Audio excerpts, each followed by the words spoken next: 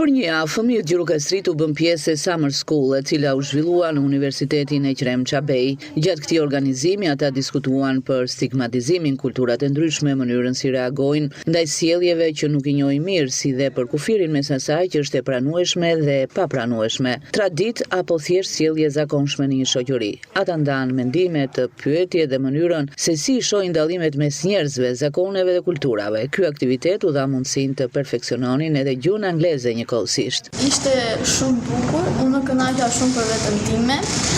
Kam ardhur të gjithë javën, domethënë të 5 ditë që është zhvilluar. Sot mora edhe një certifikat.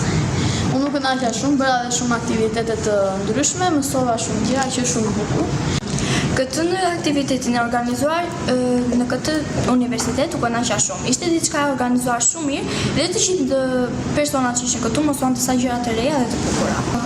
Bëm një course për në anglisht edhe në shqip. Ishte pak e vështirë. Ishte një javë shumë e bukur për mua dhe mësova shumë gjëra të ndryshme për Amerikën dhe Shqipërinë.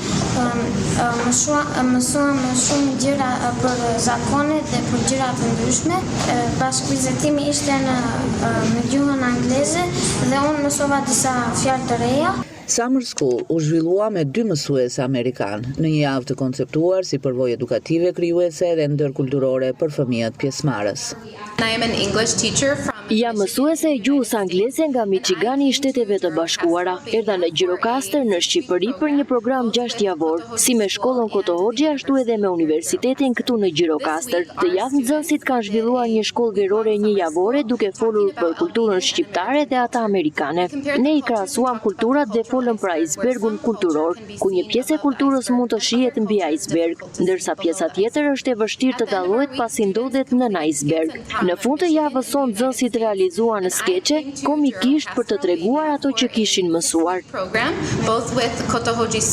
Kjo javë ishte një mundësi për të folur, për të dëgjuar, për të punuar në grup dhe për ta parë universitetin si një hapësirë të hapur edhe për ta. Për pjesëmarrësit u ndanë edhe certifikata.